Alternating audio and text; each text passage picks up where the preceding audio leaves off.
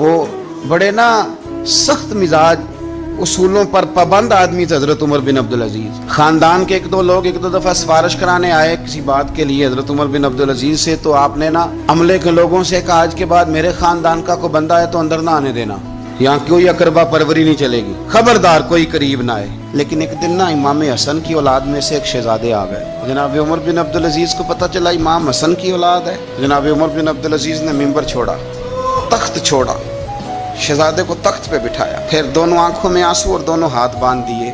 کہنے لگے شہزادے آج کے بعد آپ نے آنا نہیں, کوئی حکم ہو تو رکھا لکھ دے, اور اگر پھر بھی مجھ سے ملنا ہو تو مجھے حکم کر دے, عمر بن عبدالعزیز چل کے آپ کے پاس حاضر ہو جائے. تیری نسل پاک میں ہے بچہ بچہ نور, تو ہے عین نور تیرا سب گھر. تو ذرا ہوش سے ذرا تھوڑا سا نا ہماری کیفیت بتائے کہ ہمیں حضور کی اولاد سے بڑا ہی پیار ہے. اور ایک بات اور, سید کا بس صحیح العقیدہ ہونا شرط ہے, صحیح العقیدہ ہو صاحب ایمان ہو. باقی آپ بحث نہ کریں کہ نمازیں کتنی پڑھتا ہے, عالم فاضل کتنا ہے.